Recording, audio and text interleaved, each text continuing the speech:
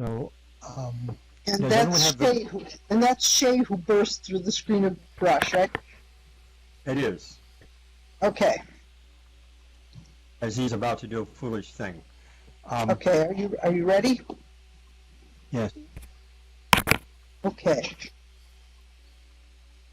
As he burst through the screen of brush, he saw the two women up to their necks in a little pool out near the middle of the river. Wading toward them, their backs to Shay, were two wild-looking, half-naked men in tartan kilts. They were shouting with laughter.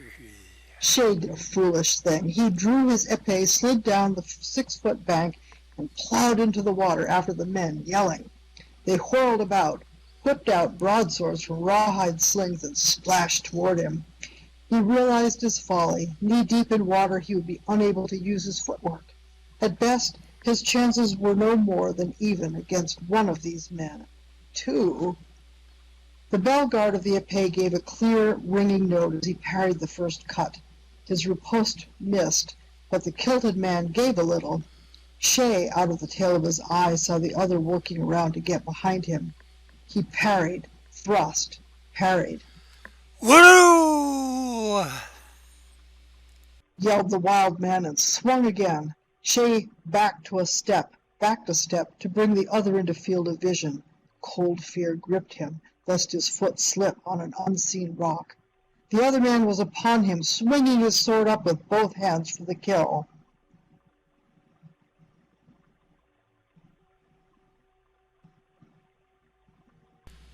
Waroo? Waiting for that waroo, Rocky. Waroo. That was multiple sparks, lad.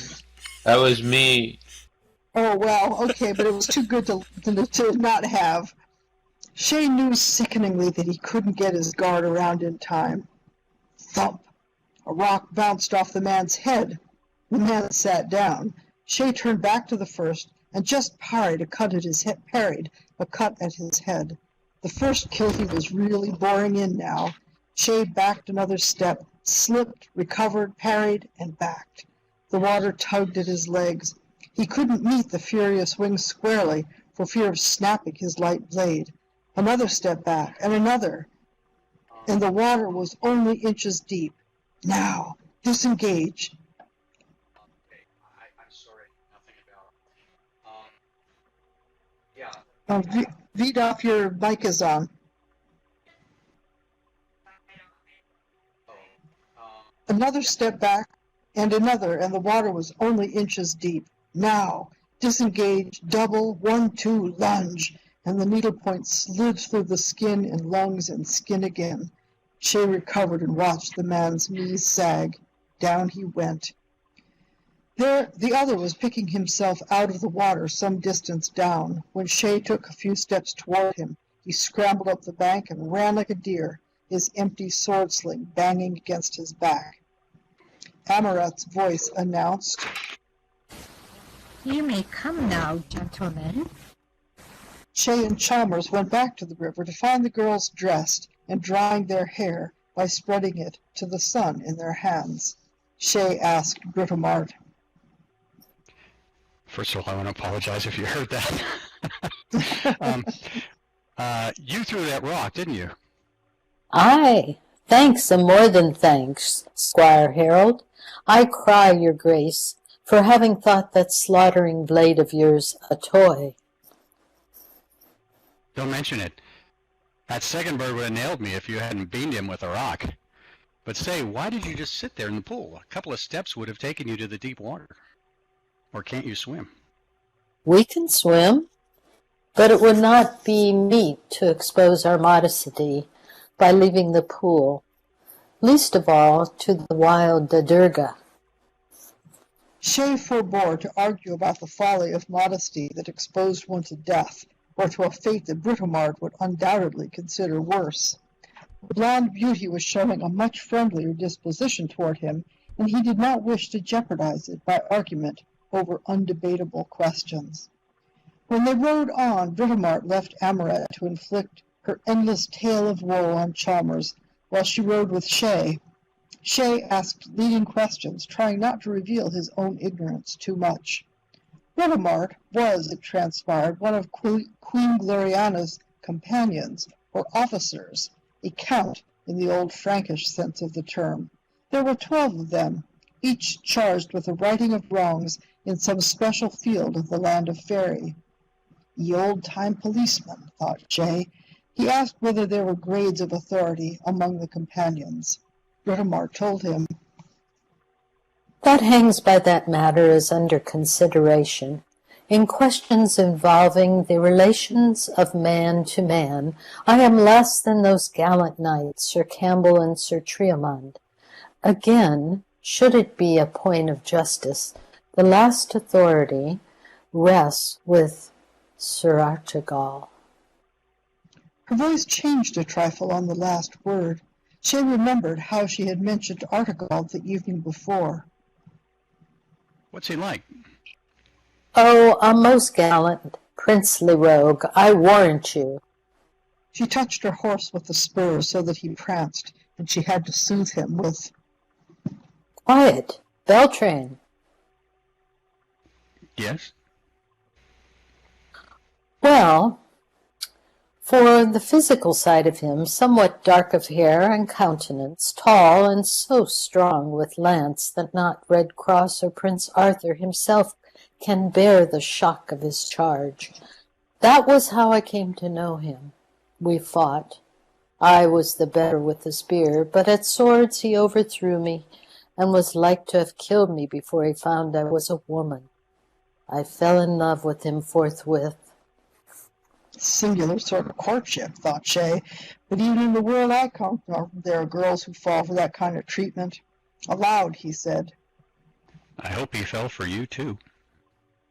Britomart surprised him by heaving a sigh. Alas, fair squire, that I must confess I do not know. 'Tis true he plighted himself to marry me, but he's ever off to some tournament, or riding to some quest that I know not the end or hour of. We'll be married when he gets back, quotha. But when he does return, it's to praise my courage or strength, and never a word to show he thinks of me as a woman. He'll clap me on the back and say, "Good old Britomart, I knew I could depend on you. And now I have another task for you, a dragon this time." Don't suppose you ever heard of psychology? Nay, not I. Do you ever dress up? I mean, like some of those ladies at Castle Caltrock. Of what use to me such foibles? Could I pursue my tasks as companion in such garb? Do you ever roll your eyes up at Artegall and tell him how wonderful he is? Nay, marry beshrew me. What would he think of so unmaidenly conduct? That's just the point. Just what he's waiting for. Look, here, in my country, the girls are pretty good at that sort of thing. And I've learned most of the tricks. I'll show you a few, and you can practice on me. I don't mind. They dined rather thinly that night on coarse brown bread and cheese, which Britomart produced from a pack at the back of her saddle. They slept in cushiony beds of fern 3 inches deep. The next day they rode in the same arrangement. Chalmers rather surprisingly consented, he explained. The young lady is certainly very verbose, but she has a good deal of information to offer with regard to the methods of this Viseran. I should prefer to continue the conversation. As soon as they were on the road, Britomart pulled up her visor, and leaning toward Shay, rolled her eyes. You must be weary, my most dear lord. After your struggle with those giants, come, sit and talk. I love to hear. Shay grinned. Overdoing it a little, Ogre. Better start again. You must be weary. Hola, what have we here? The track had turned and mounted to a plateau-like meadow. As they emerged into the bright sun, a trumpet sounded 2 sharp notes. There was a gleam of metal from the other side. Shay saw a knight with a shield marked in wavy stripes of green drop his lance into place and start toward him. Sir Paradol, as I live, oft an ill-doer and always a lecher. Ha! Glory. The last shouted words was muffled in her helmet as the visor snapped shut. Her big black horse bounded toward this sudden opponent, the ebony lance sticking out past his head. They met with a crash. Paradel held the saddle, but his horse's legs flew out from under. Man and animal came down together in a whirlwind of dust. Shay and Chalmers reached him together and managed to pull the horse clear. When they got Paradel's helmet off, he was breathing, but there was a thin trickle of blood at his lips. He was unconscious.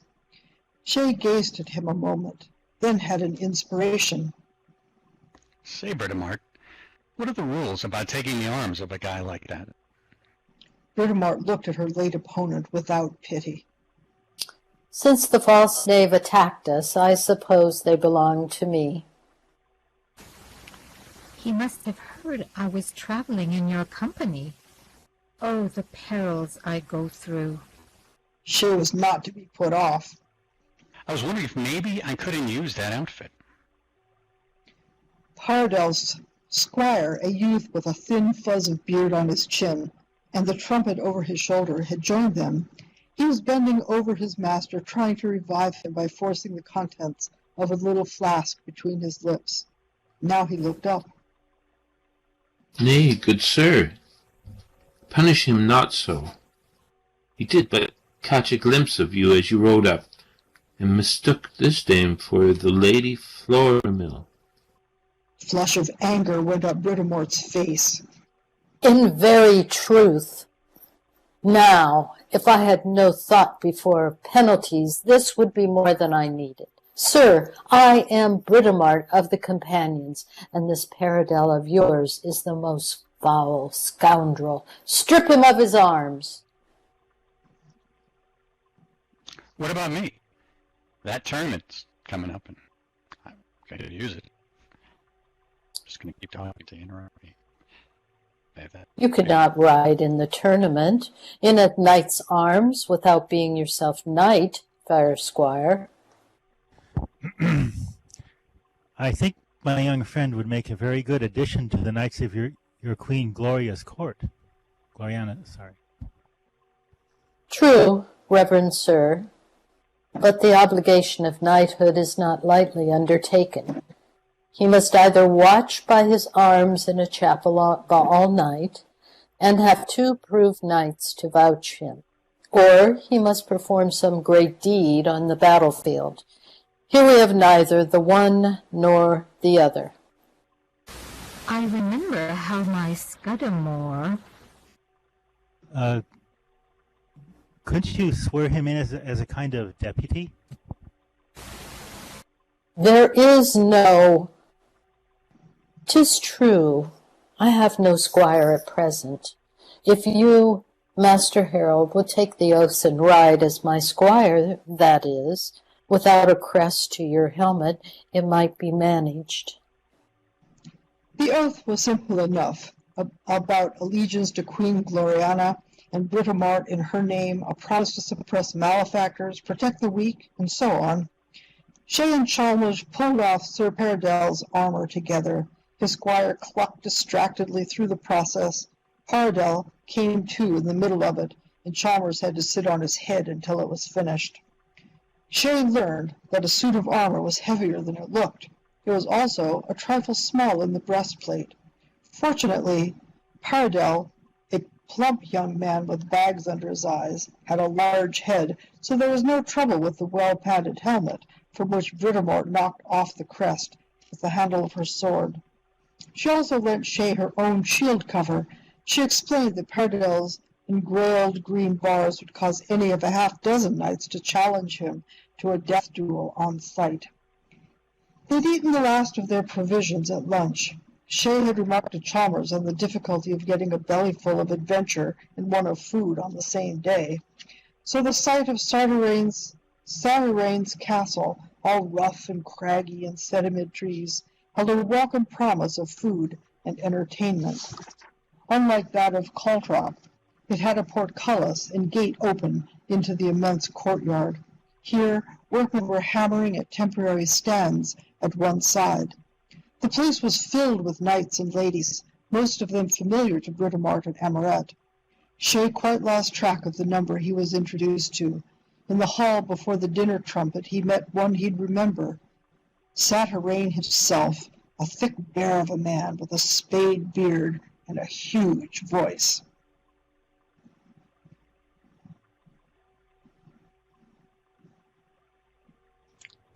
All Britomart's friends are mine. Take a good place at the table, folks. Hungry? Not so? We're all hungry here. Like to starve. Eat well, good squire. You'll need strength tomorrow. There will be champions. Blandamore of the Iron Arm has come, and so have Campbell and Triamond. At 10 the next morning, Shay came out of the vault-like castle and blinked into the morning sun. Armor pressed his body in unfamiliar places. The big broadsword at his side was heavier than any he had ever handled. The stands were finished and occupied by a vocal swarm of gentlemen and ladies in bright colors. At their center was a raised booth, under a canopy. In it sat an old man with frosty white hair and beard. He held a bundle of little yellow sticks.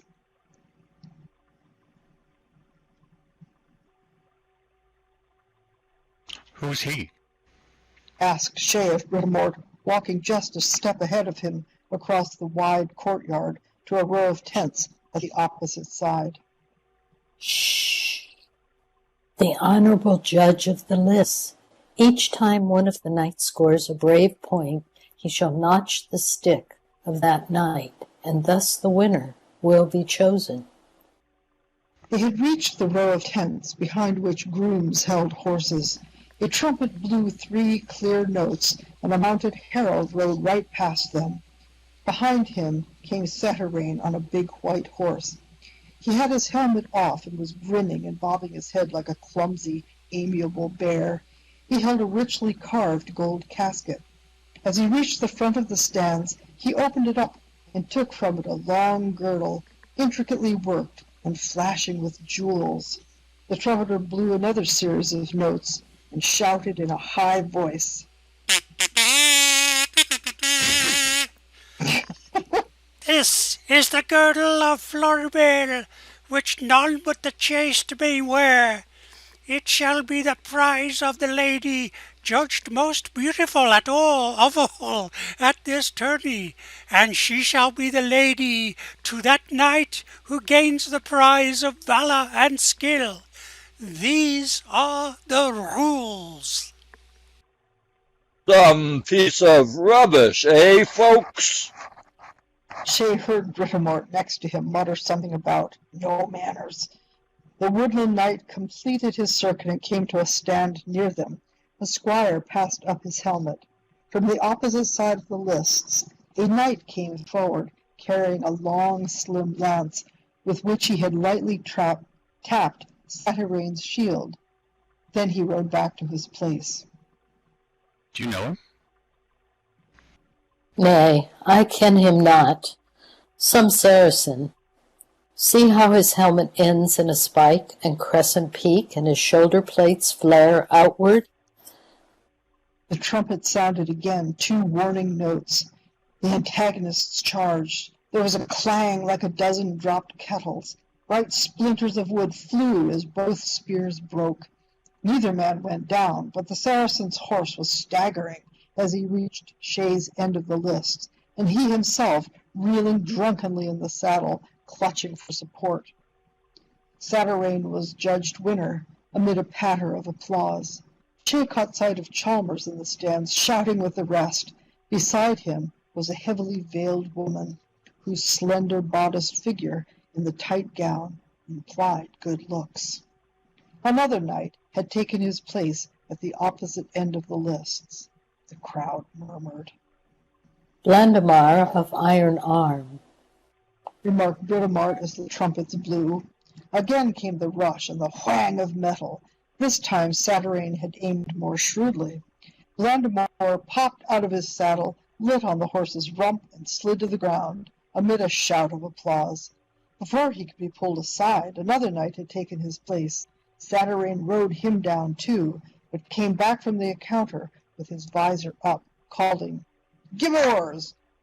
and shaking his head as though to clear it. A squire hurried past with a cup of wine. Britomart called at him. Am I needed yet? No, my lady. Fairmont is to ride the next run. Shay saw a little dark man with a black triangle on gold across his shield climb aboard his horse and take Satyrane's place. The pace of the jousting began to quicken. After Fairmont's second trip down the lists, two knights appeared at the opposite end. A page pushed past Shay, calling for someone whose name sounded like Sir Partybore, to join Fairmont for the defenders. This time there was a double crash from the lists, which were getting dusty. Sir Partybore, or whatever his name was, went down, but he got up, clanked over to his horse, and pulled a big broadsword from the saddle bow. He waved it at the knight who had overthrown him, shouting something muffled in his helmet. The other turned back and dropped his broken lance. He drew a sword of his own and aimed from the stirrup a blow that would have decapitated an elephant. The defender turned it easily with upraised shield. The man on foot and the man on horseback circled each other, banging away with a frightful racket. Fairmont had downed another opponent in a cloud of dust. The new knight from either side were preparing to ride. Shay turned to Britomart. Aren't you going to get in? She smiled and shook her head. Those are the lesser knights of either side. You must know, good squire, that it is the custom of these tourneys for one or two knights of good report to ride at the beginning, as Satyrane has done for us and Blandemar for them. After that, these younger men have their opportunity to gain reputation, while such as we of the companions remain aside until needed. She was about to ask who chose the sides, but Britomart gripped his arm. Ah, look! With the Garoni of black and silver. This may be a good place to stop. Okay. It's 5:32. We have two more stories, so. And it's a cliffhanger, so it yes. qualifies. So thank you, everyone. Yes, that was well portrayed in terms of visualization. Thank you all.